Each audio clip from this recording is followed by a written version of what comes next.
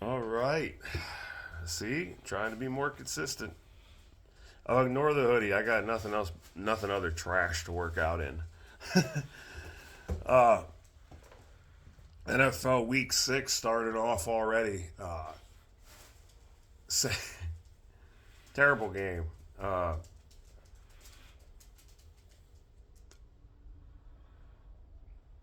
it wasn't a good game at all. You know, Saints are they're in a rough spot right now with what's going on with their quarterback situation. I think Rattler's going to be good eventually, but he just needs more time. And honestly, with Olavier out there lollygagging around,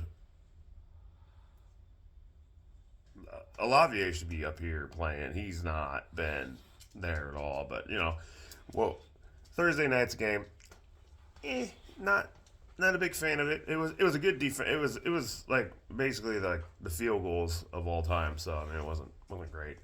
But this week we got some big games coming up. We got Minnesota, Detroit, who takes the King of the North. Which I'm telling you right now, even though I'm a Vikings fan, Detroit's going to take that game.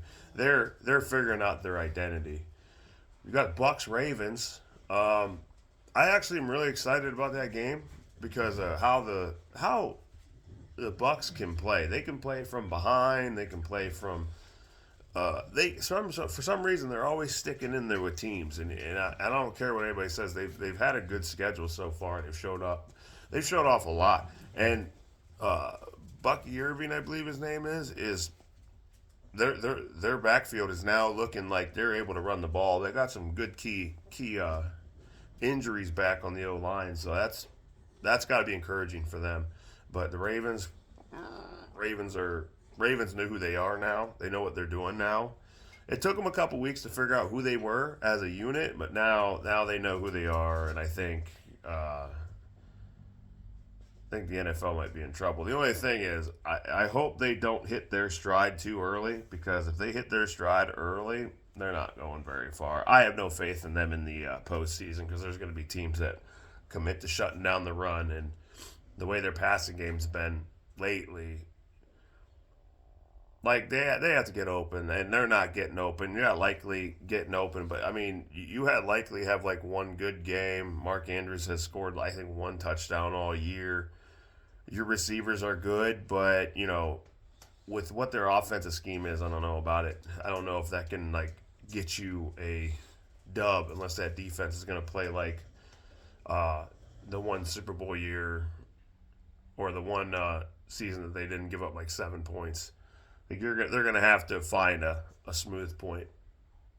And then you got Kansas City and San Fran.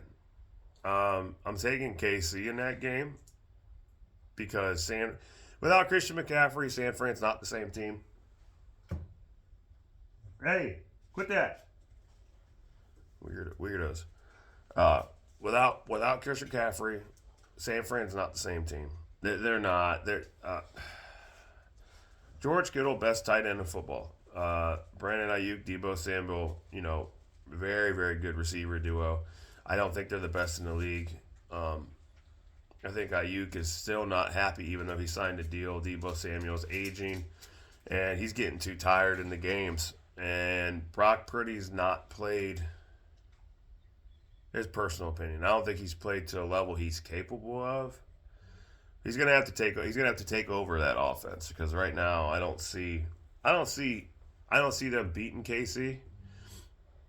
And after last week, Juju Smith-Schuster showed that him and Mahomes got some very, very good um, rapport.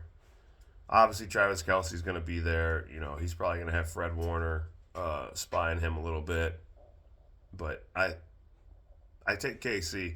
Kareem Hunt has came in there and made them a little bit more physical in the run game, which they were physical already. Pachenko runs angry, but I think Kareem Hunt's like 230 pounds. And Pachenko's not even close to that. He kind of gives them a little wrecking ball back there. So when they start putting different people in the backfield, it's gonna help out. I think Juju Smith-Schuster is just,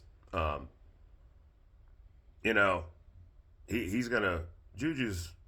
I think this is gonna be a big redemption year for him now that Rice is out. Um, there's not a lot like when I look at the NFL after last week. It just looks like Detroit's figuring themselves out and they're realizing what that Williams kid is now, and Laporta is great. And of course, you got Amar St. Brown, David Montgomery, and Gibbs are absolutely amazing in the backfield. That team is scary. The only person I don't like on their entire team is Jared Goff. If I had to pick between Carson Wentz and Jared Goff, like honestly, people are going to tell me, "Well, Carson Wentz not even on a roster right now," or I think he's a backup somewhere. I can't remember exactly where.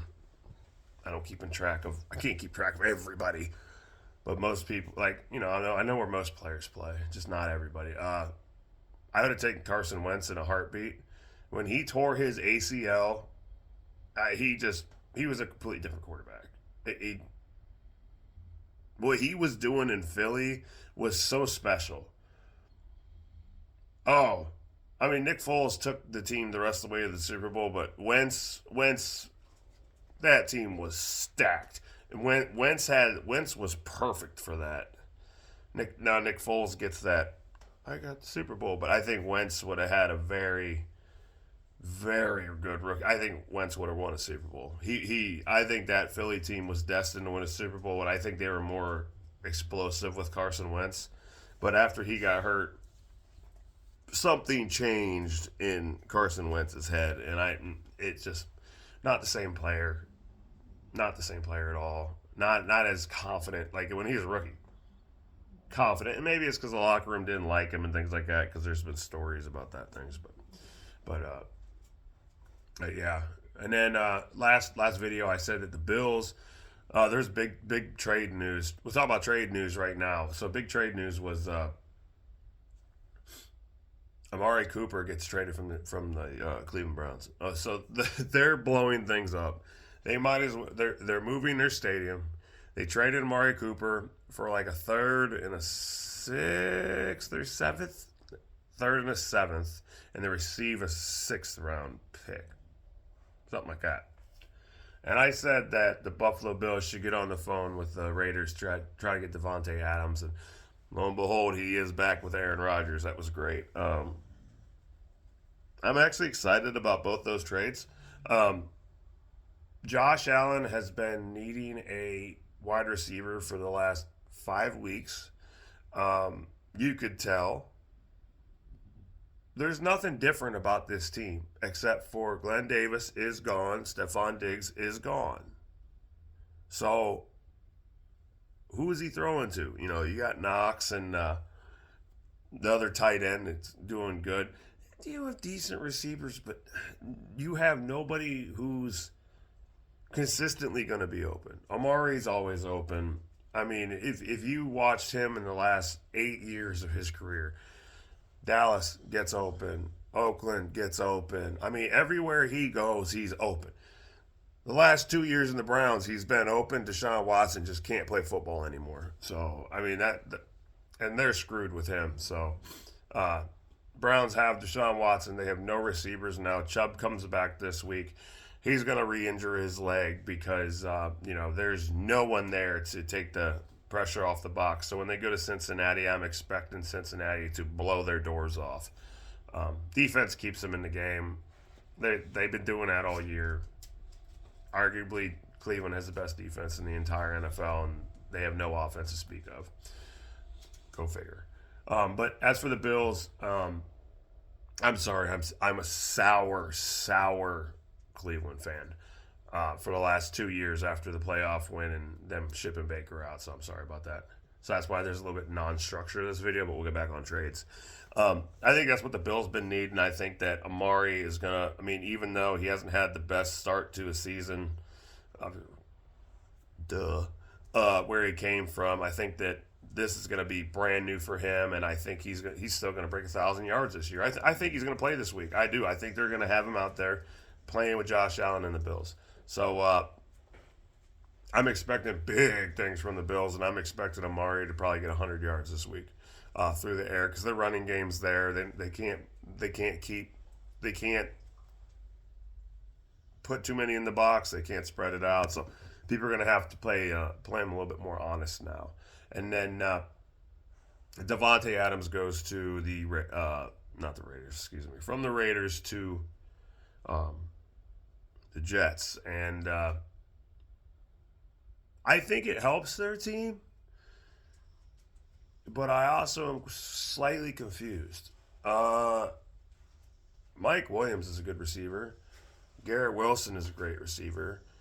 Aaron Rodgers is a Hall of Fame quarterback.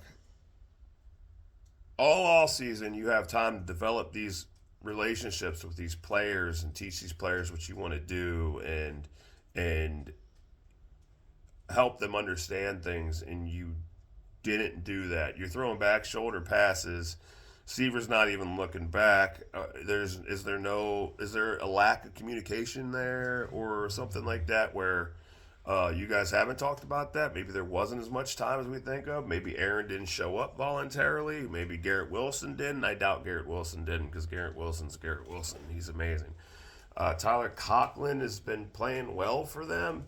Hall has been phenomenal for them out of the backfield, but they have no passing game. And I don't know if it's Rodgers or if it's the receivers. I see Garrett Wilson out there getting six plus targets a game, getting 60 plus yards a game. He doing great. And Mike Williams came back off I believe he had an ACL tear or an ankle injury from last year. Don't quote me on that. And he's a lot better. And there's no rapport with Rodgers. And Mike Williams is good. Mike Williams is a solid receiver. Definitely can play number 2. Honestly, when Devontae gets there, if he's playing 3, I think he's going to be even better in the slot. Big, tall, physical receiver who can push nickel corners, get off of linebackers. Their offense should be humming. Aaron got what he wanted, but I'm interested to see how they're going to play him and Garrett Wilson together. Is Garrett going to take the 2? Devontae take the 1? Who's going to be in the slot when they do 2 sets? What's this going to be like? Because Devontae is not a speedster. Devontae is a big, strong receiver who arguably he's one of the strongest receivers in the league. I'd put my money on he might be the strongest receiver in the league. Especially prime Devontae. Devontae's got size, so I know A.J. Brown is ripped. DK Metcalf is a big boy, but when you put in the yards that Devontae has and everything that Devontae has done, I'm going to take Devontae over a lot of those guys. I know DK is a monster, but he's not Devontae Adams, and that goes back to other things that we can talk about.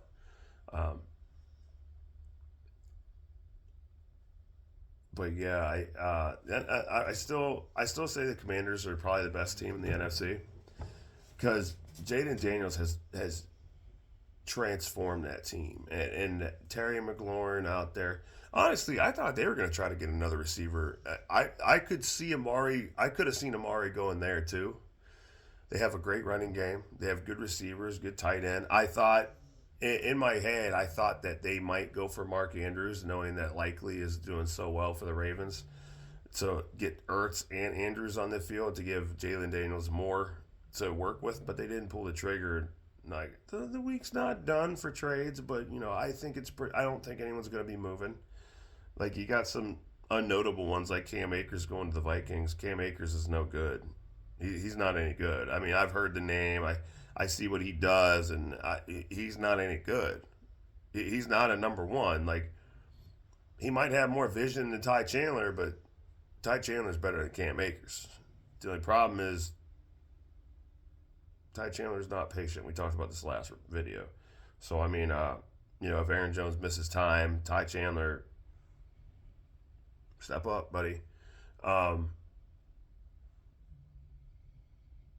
But I did want to talk about that Vikings-Lions game.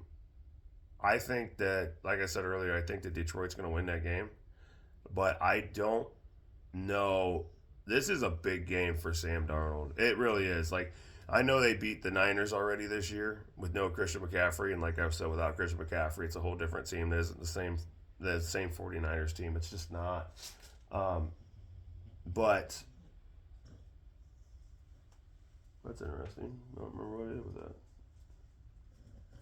I put something down. Can't remember where I put it. That's a go figure moment for me. But without Christian McCaffrey, it's a different team, and the, their defense is amazing and things like that. But it's just a different team. So I don't know. I still don't know if Minnesota's legit. I don't. The offense is great. Hawkinson's been ruled out this game. They haven't needed him lately. They beat the Packers without really Jordan Love. So are the Vikings a legit team in the NFL? I want to say yes. Sometimes I want to say no. I watched the London game because it was on TV, and that was one of the sloppiest games I've ever seen. I think it's because it was in London. I've watched another Vikings game this year, and they look all world. So that's for me. That's the game of the week. I mean I know the other two games I mentioned were going to be good. The Baker Mayfield versus Lamar Jackson rivalry. I think that's going to be an amazing game too. Only because those teams like Baker and Lamar have always played each other well, and this is Baker's roster in Tampa Bay so well. But the Minnesota Vikings Detroit Lions is a game I think everybody should watch. I think it's going to be highly physical, and you will find out if Minnesota is for real. I think their defense is. I think their offense can be, but if Aaron Jones is healthy, everyone's healthy, excluding Hawkinson, I think it's going to be the game of the week. I think this will be the best game of the week, and we'll find out if Minnesota's legit. If they go in there and get blown out the water, they're not legit. They're an undefeated team. If they have to play these guys well, and the Detroit Lions are just so complete, so complete. Great complimentary football, and just I love the staff. I love the coaching staff. I love everything about them. How physical they are, how aggressive they are. Everything about the Lions screams that they're trying to make a push for a championship team. Like they are so trying to be a championship team.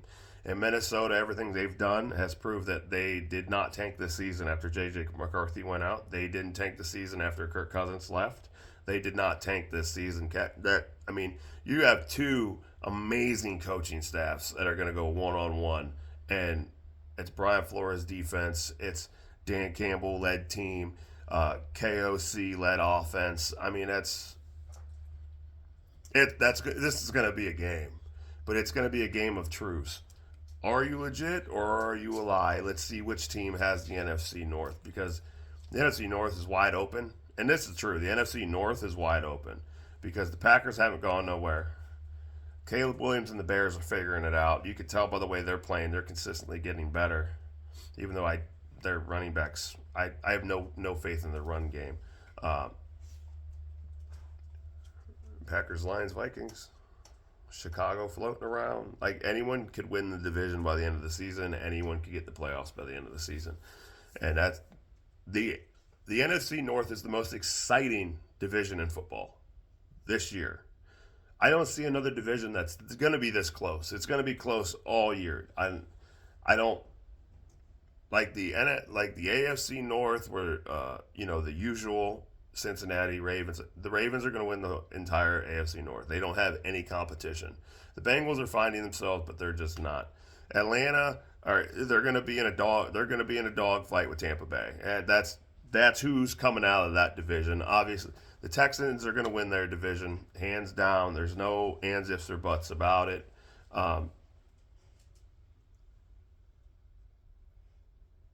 Honestly, I don't know who's going to win with Tennessee, New England. I mean, not New England. Tennessee, Indianapolis. I want to say Indy, but they're going to play Anthony Richardson again, and the whole offense is going to change. So you kind of lean toward Houston.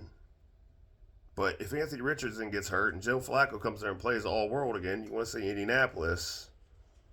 But Anthony Richardson could turn it around having a good veteran guy like, yeah, see, this is why I threw this ball. And if you take the advice, you're leaning toward good teams. So It's going to be interesting. Very going to be interesting. From now on, I know these have been like 20-minute videos. I'm going to have more organization on how I talk. I'm going to have a little flashcard. I'm going to cover a topic and then be done. Cover a topic and then be done. Cover a topic and then be done. Um,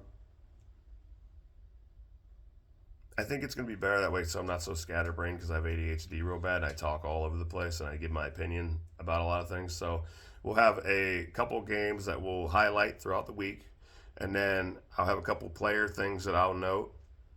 I'll cover a couple bet lines that I will bet on, and we'll do any news and things like that. But we'll have it lined up a little bit better than this video was, and continue to talk about football, and maybe get into basketball, maybe get into baseball a little bit. But I'm going to keep talking about sports. I will bring up where I live and my favorites a little bit more than others, but I will give my opinion about a lot of things that I see in the NFL and, things like that. So that'll be the layout from now on. I won't be so scatterbrained. I'll still stream Warzone a little bit. I'll still stream NCAA a little bit, go from there. See how I do and things like that. Not expecting a lot of people to watch my videos because I mostly just rant. Because that's just me. I never shut up. You can ask my girlfriend. I never shut up. I never shut up. That's ADHD.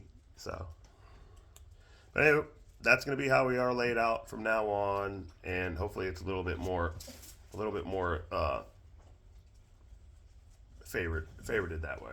That way we can actually have a lineup, and I could do things like that. So enjoy your day. Hopefully you enjoyed this rant about the NFL and how things went, and then we'll go from there. Oh, and by the way, before I forget, the Denver Broncos, if you can't get Courtland Sutton involved in your offense, Sean Payton, you need fired. Courtland Sutton is a top 15 receiver in the NFL, and you threw him one ball, which was pass interference. He didn't see another target in the entire game.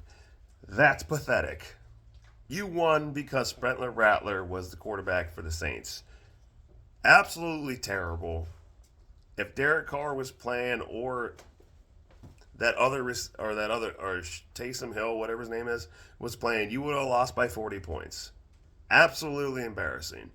And that's all I got to say. Sean Payton, you're a crappy coach. Oh, and Deshaun Watson, you suck at quarterback. Have a good day.